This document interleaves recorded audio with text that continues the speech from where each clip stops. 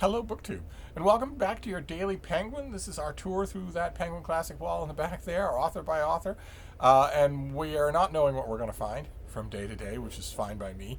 I am doing my best to resist the urge to reread in completeness every single thing that I pull off this shelf. But there have been similarities, of course, when you talk about the whole breadth of Eastern and Western, literature. Similarities are going to crop up. The other day, for instance, we talked about the novels of Sir Walter Scott. We had a whole big shelf of the novels of Sir Walter Scott, and I mentioned that when Sir Walter Scott's financial concerns went belly up, at the time he was a successful novelist and he lost everything, and that was the end of his second all-star literary career. He'd had an all-star literary career before that as a poet. Poetry is what started out his literary career. It's what his literary endeavors were shaped towards at first, even though it's not what we remember him for. And the same thing is true today. Today we're dealing with the selected poems of Robert Louis Stevenson, who we remember exclusively as a writer of novels. And unfortunately, we also think of him as a writer of novels for children. He was happy to characterize himself that way as long as barrel loads of money kept rolling in. But I have read all of his novels as adults and found a great deal of satisfaction in them. But he wrote poetry first, before he wrote any of that. And he wrote poetry steadily throughout his life in a whole bunch of different forms, a whole bunch of different meters, a whole bunch of different experiments. Poetry, he turned to it regularly as a kind of writing. So it can't be dismissed. And this Penguin volume is edited by Angus Calder, who does a very good job of getting out of the way and letting the poems speak for themselves. I think as a poet, just in the broad popular imagination, I'm pretty sure that Stevenson is known. He's known as the author of Child's Book of Verses, but no one ever reads it. But there is a poem of his that people kind of, sort of do know. They do know at least a couple of lines from it. And I want to read that to you. It's called, it's from Underwoods, and it's called Requiem. Under the wide and starry sky, dig the grave and let me lie. Glad did I live and gladly die, and I laid me down with a will. This be the verse you grave for me. Here he lies where he longed to be. Home is the sailor, home from the sea, and the hunter home from the hill. People know Robert Louis Stevenson. If they've heard any of his poetry, they've probably heard a snatch of that. And it's fairly simple, and it has the same kind of sort of romanticized melancholy that runs throughout almost all of these poems, along with motifs of rain and wind and sea. These are watery poems in the extreme. But the poems get more ambitious than that. They get much longer, much more ambitious, and much stranger. And quite a few of them deal with a vexed question in Robert Louis Stevenson's biographies, a vexed question. If you come to read about his life, you will have mixed opinions on the subject. And that's the subject of his wife, his love life, his marriage. Biographers have never known what to make of Mrs. Stevenson. And historians don't know either, and literary historians in the same way. And it doesn't help that Stevenson himself is often so strange and evocative and dreamy when it comes to her and evoking her. There's a poem in this collection in which Stevenson outright calls her an equal partner in his creative endeavors.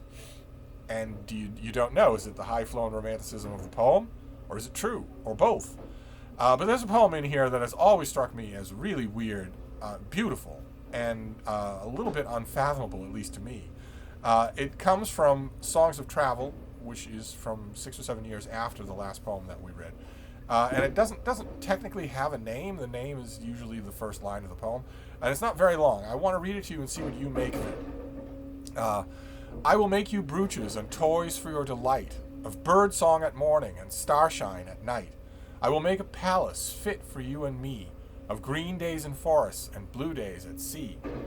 I will make my kitchen, and you shall keep your room, where white flows the river and bright blows the broom. And you shall wash your linen and keep your body white, in rainfall at morning and dewfall at night.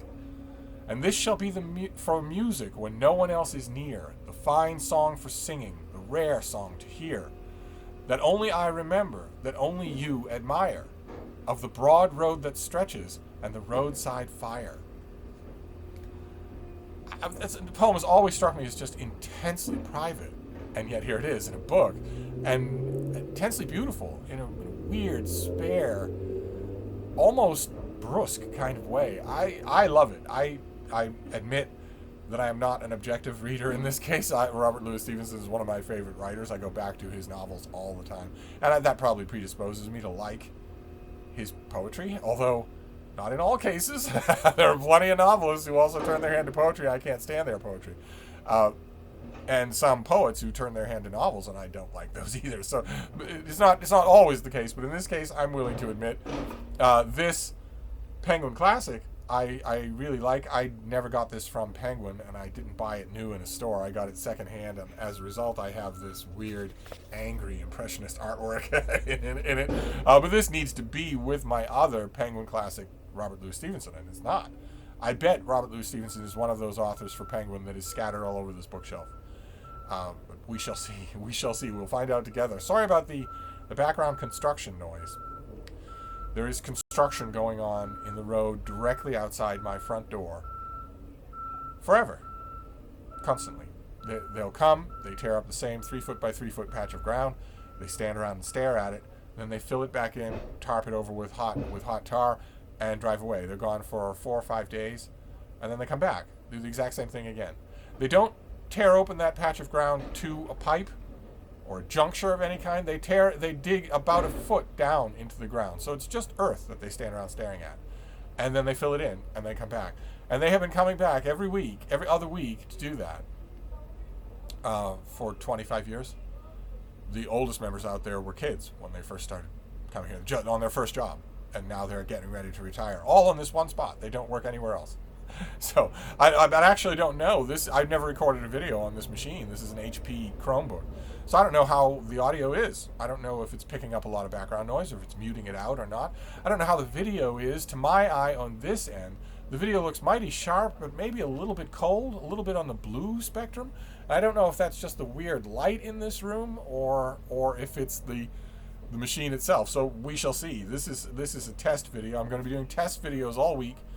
I figure it's Monday. I think probably every day this week I will film videos on a different machine, just so that I have a comparison of what they're like to do, and also so that maybe you can sound off on which ones you like the most. But anyway, that's your Daily Penguin for today. It is the poetry of Robert Louis Stevenson. Those of you who have delighted in the language of his novels, probably, even if you didn't know he was a poet, would have suspected that he'd be good at it. I think he is. I think he's very good at it. But anyway, I'm going to wrap this up and see how well it uploads. But I will be back. Thank you, BookTube.